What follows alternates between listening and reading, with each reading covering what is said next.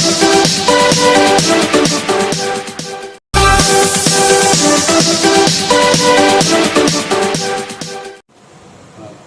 नमस्कार। चलिए आज हम कल के ही टॉपिक को आगे बढ़ाते हैं।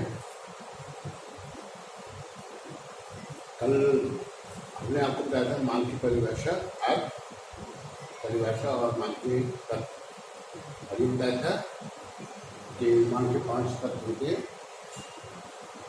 किसी वस्तु की इच्छा का होना, इच्छा पूर्ति के लिए साधनों का होना, साधनों को व्यय करने की तत्परता का होना, और मांग का संबंध एक निश्चित मूल्य से होता है और मांग एक निश्चित समय की तय हो जाती है।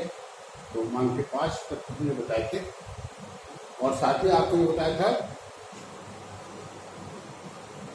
कि मांग के संबंध में एक पूरा कथन ये होगा कि मुझे 1 लीटर दूध प्रतिदिन 40 रुपए की दर से राजकीय इंटर कॉलेज देने में चाहिए। तो ये मांग के संबंध में हमारा पूर्ण कथन होगा। हमें जो है इसमें क्या करना होता है, मूल्य बताना होता है, समय बताना होता है, क्वांटिटी बताना होता है, अर्थात मात्रा कितना दूध चाहिए, या आगे जो है ये बताना होता है कि हमें कहाँ चाहिए, किस स्थान पर चाहिए, देवरी में चाहिए, तीनों में चाहिए, में चाहिए। मांग जो है वो ये हो सकता है कि 1 घंटे बाद हो, एक यानी प्रति घंटा, प्रति मिनट भी हो सकती है, प्रति घंटा भी हो सकती है, प्रति दिन भी हो सकती है, प्रति सप्ताह भी हो सकती है, प्रति माह भी हो सकती है, प्रति वर्ष भी हो सकती है, जहाँ तक समय की बात। जैसे हमें 10 क्विंटल गेहूँ चाहिए प्रति वर्ष, 1700 रुपये क्विंटल की दर से कहाँ चाहिए, खरीदना चाहिए। तो ये मतलब कहना चाहिए कि समय की कहीं कुछ भी हो सकती है। मांग के संबंध में हमने पूरा कथन बता दिया। आज का हमारा जो टॉपिक है वो टॉपिक है मांग की अनुसूची। मांग की अनुसूची या मांग की तालिका, मांग की सारणी भी बोलते हैं इसको, मांग की अनुसूची। तो और मांग की अनुसूची के साथ आज हम मांग वक्र बनाना भी सीखेंगे। मांग वक्र, 2 चीजें हम सीखेंगे, मांग की अनुसूची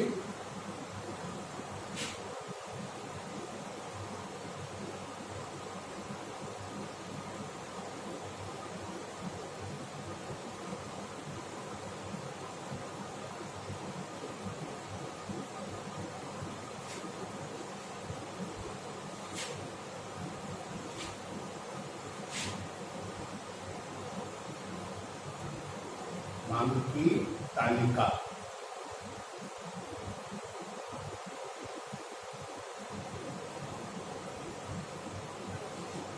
मांग की तालिका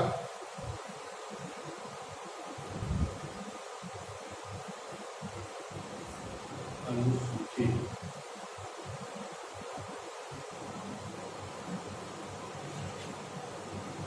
मांग की तालिका अनुसूची होती है, 2 प्रकार की होती है। मांग की अनुसूची 2 प्रकार की होती है। एक होती है व्यक्तिगत मांग तालिका और दूसरी होती है बाजार मांग तालिका। तो तालिका का मतलब है, क्या होती है तालिका, मांग की अनुसूची क्या होती है। इसमें एक तरफ बाईं ओर हम मूल्य प्रदर्शित करते हैं तथा दाईं ओर मांगी गई मात्राओं को प्रदर्शित करते हैं। एक उपभोक्ता किसी समय विशेष में विभिन्न मूल्य पर वस्तु की कितनी मात्रा खरीदेगा, यदि इसका एक अनुमान हम प्राप्त कर ले और उसे एक अनुसूची यानी टेबल या तालिका के रूप में हम लिखें तो मांग की अनुसूची कहलाती है। देखिए, मांग की अनुसूची जो है काल्पनिक होती है। इसको बनाना जो है किसी व्यक्ति के लिए ये बता पाना बड़ा कठिन होता है कि भिन्न मूल्य पर वस्तु की कितनी मात्रा खरीदेगा। समझ आई ना। मतलब एक व्यक्ति के लिए ये बताना बड़ा कठिन होता है कि वो भिन्न मूल्य पर वस्तु की कितनी मात्रा खरीदेगा। अगर हमसे कोई पूछे कि आप कितनी खरीदोगे तो मैं भी नहीं बता पाऊंगा मैं स्वयं नहीं बता पाऊंगा, मैं दूसरे का अनुमान कैसे लगा।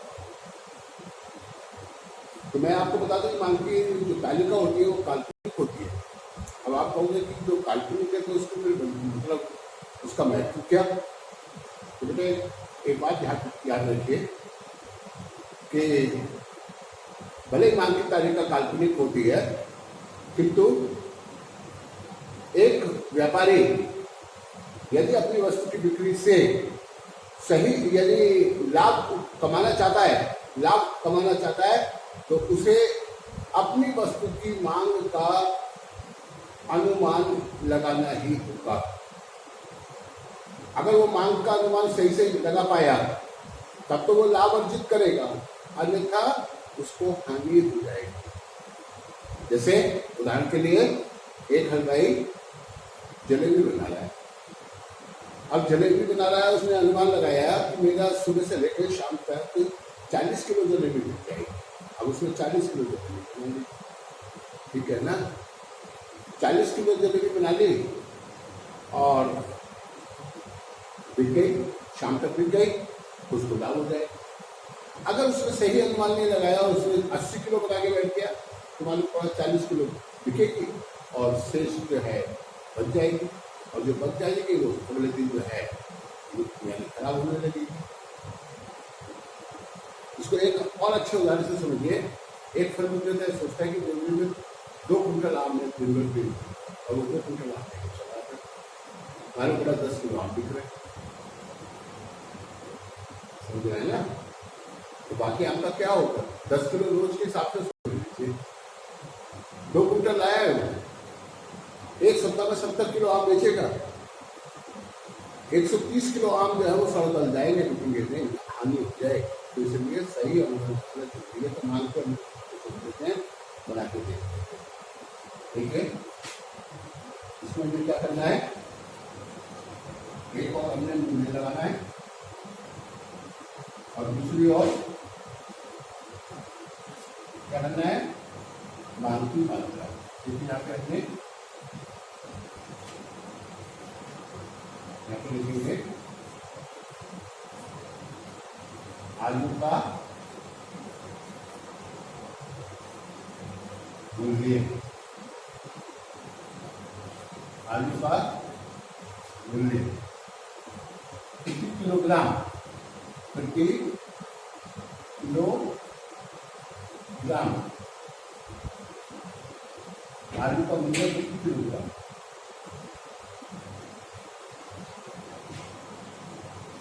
यहाँ पे हम लिख देते हैं आलू की मांग,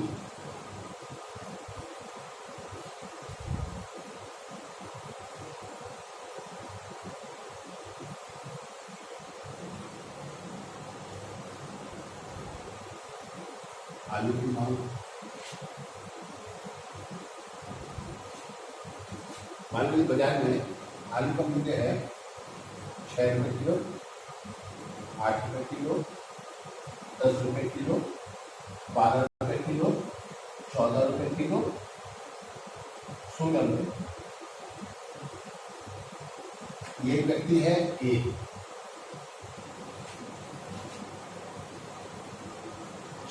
जब किसी वस्तु की मांग, जब किसी वस्तु का मूल्य कम होता है तो मांग ज्यादा होती है, मांग का नियम है। और जब किसी वस्तु का मूल्य अधिक होता है तो मांग कम होती है। सामान्यतः क्या होता है कि अगर वस्तु का मूल्य बढ़ता है तो हम वस्तु की कम मात्रा खरीदते हैं, और यदि वस्तु का मूल्य घटता है तो वस्तु की अधिक मात्रा खरीदने में तत्पर होते हैं। ये मांग का नियम है। इसको हम बाद में स्पष्ट करेंगे क्योंकि मांग का नियम अलग से बताएंगे आपको। लेकिन जो ये तालिका में बना रहा हूँ, ये तालिका जो है बाजार मांग तालिका बना रहा हूँ। क्या बना रहा हूँ, बाजार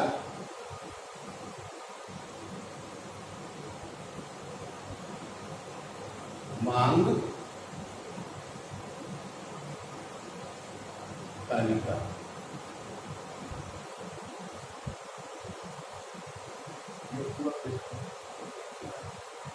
बाजार मांग तालिका।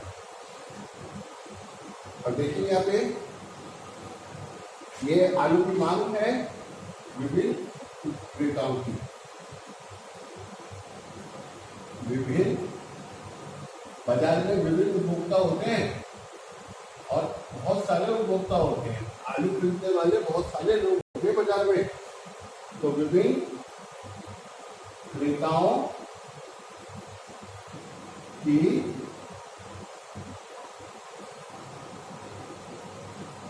आलू की मांग विभिन्न क्रेताओं की में किलोग्राम में, क्या लिखेंगे? किलोग्राम में, किलोग्राम में। तो आलू की मांग हो गई है विभिन्न क्रेताओं की किलोग्राम में।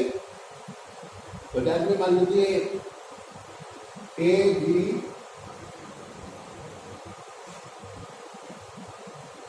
सी डी ई,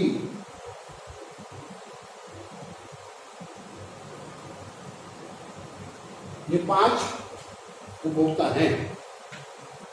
जब आलू का मूल्य 6 रुपये किलो होता है तो ए 50 किलो की मांग कर रहा है, बी 45 किलो की मांग कर रहा है, सी 40 किलो की मांग कर रहा है, डी 25 किलो की मांग कर रहा है और ई 15 किलो आलू की मांग कर रहा है। अब यहाँ पे देखिए विभिन्न क्रेताओं की मांग भिन्न होती है क्योंकि उपभोक्ताओं की आय में अंतर होता है। एक व्यक्ति कैसा होता है? बहुत धनी होता है, एक मध्यम धनी होता है, एक कम धनी होता है, एक मध्यम व्यक्ति होता है, एक गरीब व्यक्ति होता है। तो आय की दृष्टि से बाजार में भिन्न क्रेता होते हैं। तो अब इसका हम यहाँ पर टोटल कर लेंगे। क्या कर लेंगे? टोटल कुल मांग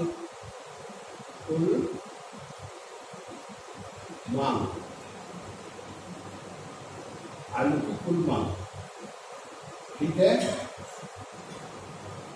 आलू की कुल मांग कितनी हो जाएगी? जोड़ दीजिए इसको 50 यानी 5 और 5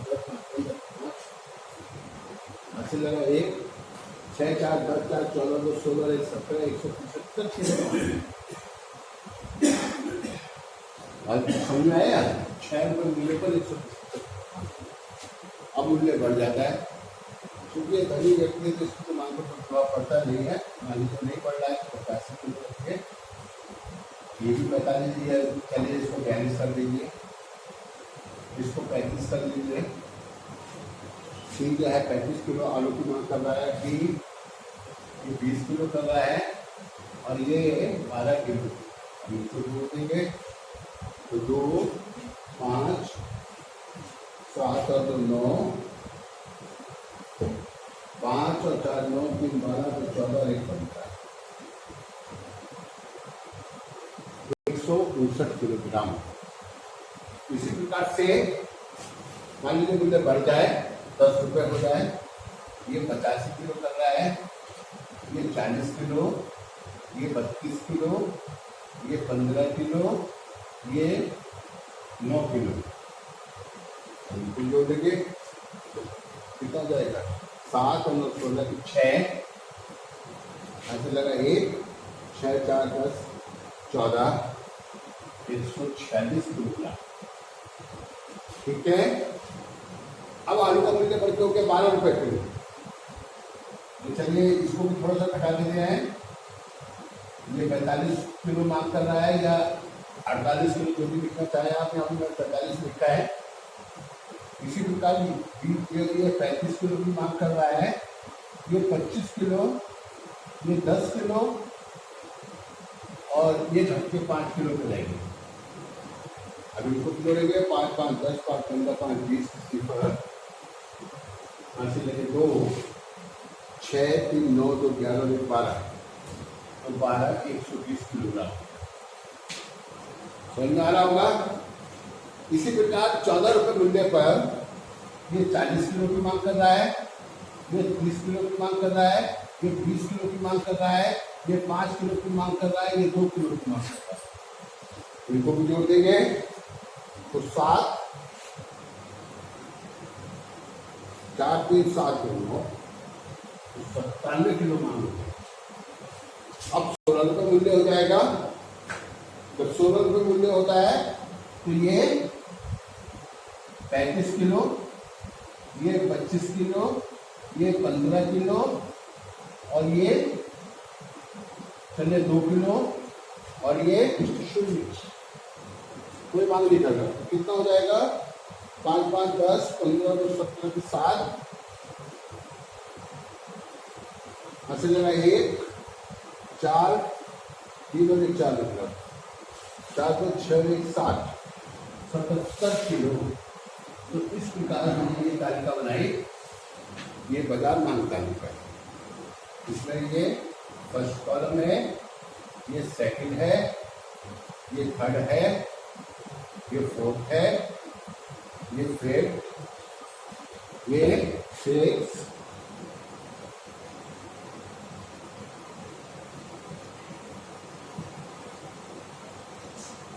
और ये 7।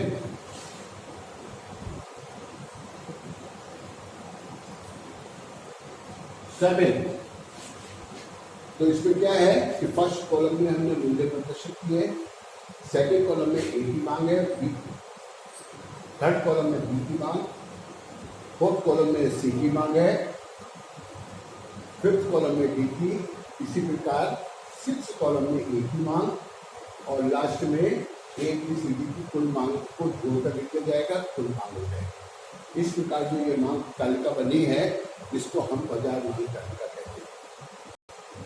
अगर हम फर्स्ट कॉलम के साथ केवल सेकंड कॉलम को या केवल थर्ड कॉलम को, फर्स्ट कॉलम के साथ थर्ड को या फर्स्ट के साथ फोर्थ को या फर्स्ट के साथ फिफ्थ को या फर्स्ट के साथ सिक्स कॉलम को प्रदर्शित करें, जैसे यहाँ इधर में आपको बता दूं, जैसे फर्स्ट कॉलम में मूल्य 6 है 8 जो भी है ना, और उसके बाद है 10 और 12 और ए की मांग कितनी है 50 और फिर है 50 फिर है 50 फिर है 45। तो इस प्रकार से ये ए की मांग और ये हो गया मूल्य। ठीक है, तो इसको अगर हम प्रदर्शित करें ऐसे, यदि फर्स्ट कॉलम और सेकंड कॉलम, तो ये व्यक्तिगत मांग तालिका बन जाएगी। क्या बन जाएगी? व्यक्तिगत मांग तालिका। अगर हम फर्स्ट के साथ सेकंड को प्रदर्शित करें अलग से, अलग तालिका के लिए, तो ये व्यक्तिगत मांग तालिका। फर्स्ट के साथ किसकी? ए की। अगर फर्स्ट कॉलम के साथ हम फिफ्थ कॉलम को प्रदर्शित कर रहे हैं तो ये क्या होगा? व्यक्तिगत मांग तालिका बन जाएगी। डी की व्यक्तिगत मांग तालिका। तो मांग तालिका क्या बताती है? मांग तालिका कैसे बनाते हैं? विभिन्न मूल्यों पर बाजार के विभिन्न क्रेताओं या उपभोक्ताओं की कुल मांग को जानकर उनका योग करने से बन जाती है। लेकिन क्या होता है कि चूंकि क्रेताओं की आर्थिक स्थिति में अंतर होता है, तो इसलिए जब मूल्य ज़्यादा होगा तो मांग कम होगी और जब मूल्य कम होगा तो मांग ज़्यादा होगी। ये मांग का नियम है जो हम इसी तालिका के द्वारा भी ये स्पष्ट होता है। देखिए, जब मूल्य 6 रुपये होता है तो मांग की मात्रा 175 किलोग्राम है, जो कि सर्वाधिक है। जब मूल्य घटकर 10 रुपये रह जाता है, सॉरी बढ़ के 10 रुपये हो जाता है, तो मांग जो है घटकर 146 हो जाती है, 146 किलोग्राम। और जब मूल्य 16 रुपये किलो हो जाता है, आलू का प्रति किलो मूल्य 16 रुपये हो जाता है, तो मांग और भी घट जाती है, 77 किलो हो जाती है। यानी अधिक मूल्य पर मांग कम होती है और कम मूल्य पर मांग अधिक होती है। ये मार्शल ने क्या कहा है? मार्शल ने कहा है यदि बिक्री हेतु बाजार में वस्तु की अधिक मात्रा प्रस्तुत की जाए तो उसे मूल्य कम करके ही बेचा जा सकता है। क्या कहा है? यदि बिक्री हेतु यदि बाजार में बिक्री है तो वस्तु की अधिक मात्रा प्रस्तुत की जाए तो उसे मूल्य कम करके ही बेचा जा सकता है, क्योंकि विक्रेता कम मूल्य पर वस्तु की अधिक मांग करते हैं और अधिक मूल्य पर कम मांग करते हैं। अन्य बातें समान रहेंगी पर ये मांग का नियम है। ठीक है, मैंने आपको पहले स्पष्ट कर दिया, मांग तालिका काल्पनिक होती है। कैसी होती है? काल्पनिक, लेकिन फिर भी इसका बहुत बड़ा महत्व है। एक व्यापारी तभी लाभ कमा सकता है जबकि उसको अपनी वस्तु की मांग का सही अनुमान में लगाने, तभी लाभ होगा। तो मांग तालिका आपकी समझ में आ गई होगी। अब हम मांग वक्र की बात करेंगे। तो इसी तालिका के अनुसार हम मांग वक्र बनाएंगे। ठीक है, अब चूंकि ये जो तालिका है, इस तालिका के अनुसार हमें मांग वक्र बनाना है, या मांग वक्र कैसे बनाना है, तो ये उसको यहाँ पे ये मूल्य है। चलिए 6, 8, 10, 12, 14, 16 और मांग की मात्रा है 175, 159, 146, 120 और 97 बता 77। ये तो हो गया मांग, आलू की मांग, और ये हो गया मूल्य। इसको हम कहेंगे डी और इसको कहेंगे बन जाएगा। मैं इसको मिटा देता हूँ, तो मैं आपको मांग वक्र बनाऊंगा।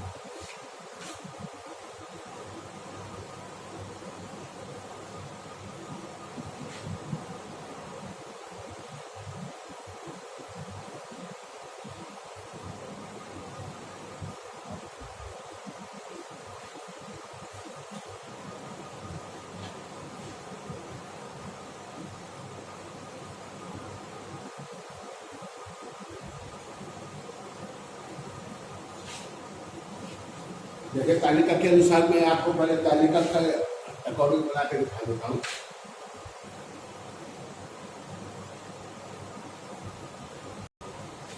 यहाँ पर हम यानी मांग की मात्रा को प्रदर्शित करते हैं।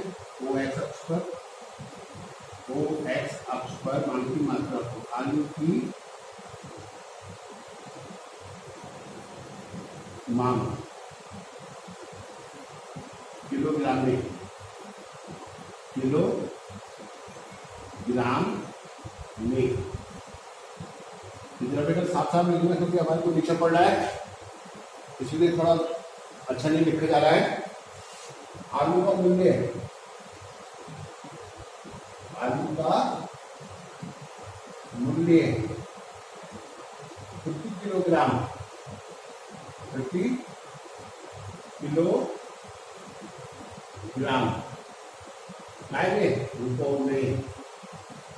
रुपयों में, ये वाई अक्ष है, वो एक्स अक्ष है। ओ एक्स अक्ष पर आलू का मूल्य प्रति किलोग्राम में प्रदर्शित किया गया, तो ओ एक्स पर किलोग्राम में प्रदर्शित किया गया। मूल्य क्या है?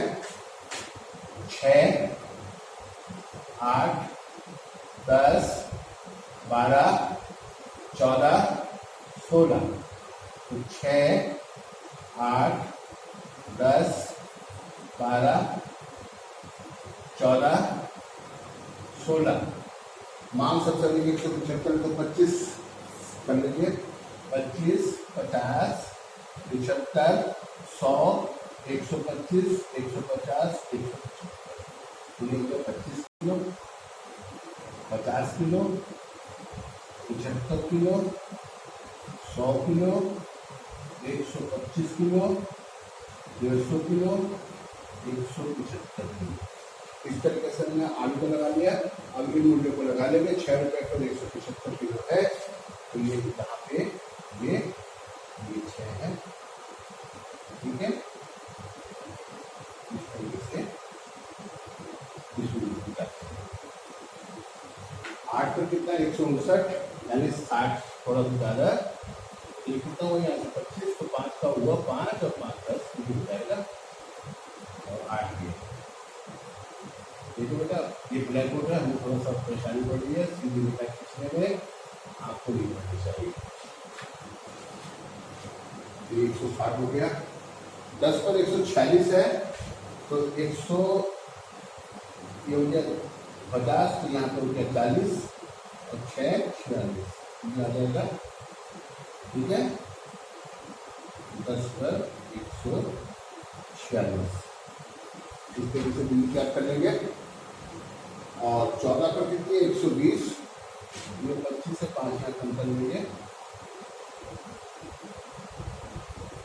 12 पर 120 बिंदु ज्ञात कर लिया। और फिर 14 पर है 97, तो 100 है यहाँ तक, यहाँ 95, तो यहाँ 2 और बढ़ गए। 14 पे 97 इस तरीके से बिंदु ज्ञात कर दिया। और 16 पर 77, 75 और ये 5 हो गया, यहाँ 2 हो जाएगा। ठीक है, 16 पर तो इस तरीके से ये बिंदु को हम ज्ञात कर लिए। अब इन बिंदुओं को हम मिला देंगे। ठीक है, सही करके मिलाना पैमाने से।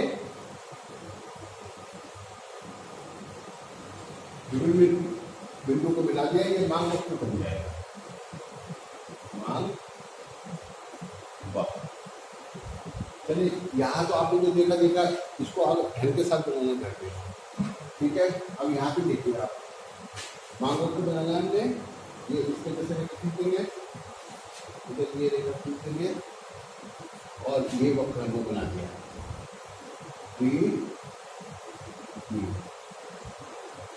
ठीक है, ये y है, ये x वस्तु का मूल्य, x वस्तु का मूल्य, ये x वस्तु की मांग।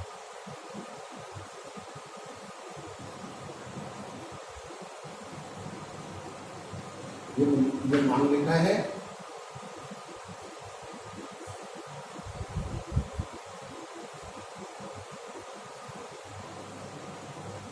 जब वस्तु का मूल्य ओपी होता है तो मांग है वो x के बराबर होती है। x1 t1 x1 वस्तु का मूल्य बढ़ती है ओपी टू हो जाता है OP2, तो मांग घटकर हो जाती है x2, यानी OX2 मांग घट जाती है।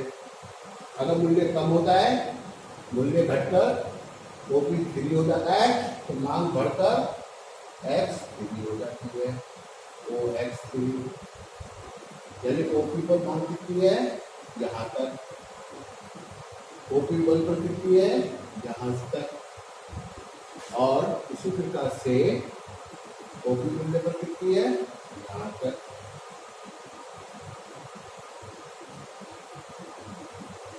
अच्छा, मांग वक्र की बात देखिए। मांग वक्र बाएं से दाएं के और नीचे की ओर झुकता हुआ होता है। ठीक है, अर्थात ऐसा क्यों होता है कि जब किसी वस्तु का मूल्य अधिक होता है तो हम उसकी कम मांग करते हैं, और जब वस्तु का मूल्य कम होता है तो हम उसकी अधिक मांग करते हैं। इसलिए ऐसा होता है। मांग वक्र का ढाल कैसा होता है, ऋणात्मक होता है। कैसा ढाल होता है, ये मांग वक्र है। मांग वक्र डीडी मांग वक्र है, और मांग वक्र का ढाल कैसा है, ऋणात्मक होता है। कैसा होता है, ऋणात्मक होता है। कैसा ढाल होता है, ऋणात्मक। ध्यान रखना है,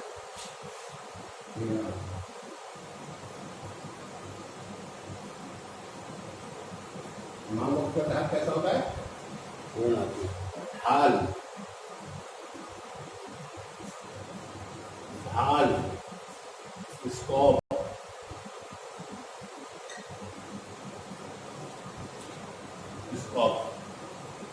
ढाल ऋणात्मक होता है।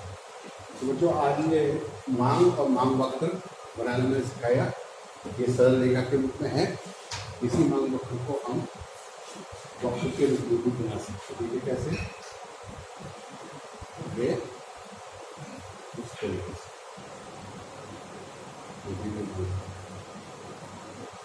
ये समझ में आ गया होगा आपको। ये किताब से देखिए और अच्छे करके मांग वक्र को बनाना सीखिए। मांग करने में आपको थोड़ा सा बताया है है ना। तालिका द्वारा हमने बाजार मांग तालिका द्वारा मांग के नियम की हमने व्याख्या करती। जब मूल्य कम था तो मांग अधिक थी, और जब मूल्य अधिक था तो मांग कम थी। तो यही बात मांग का नियम बताता है। जब किसी वस्तु का मूल्य कम होता है तो मांग अधिक होती है, जब मूल्य अधिक होता है तो मांग कम होती है। तो मांग का नियम हम कल समझेंगे। आज हमने आपको मांग तालिका और मांग वस्तु बनाना सिखाया है। इसको बनाना सीख लीजिए और घर में बनाइए, बार बार सुनिए। ठीक है, चैनल अच्छा लग रहा हो तो जरा थोड़ा सा हमें भी बता दो, है लाइक कर देना और सब्सक्राइब कर देना चैनल को। ठीक है, ओके बाय, कल मिलेंगे।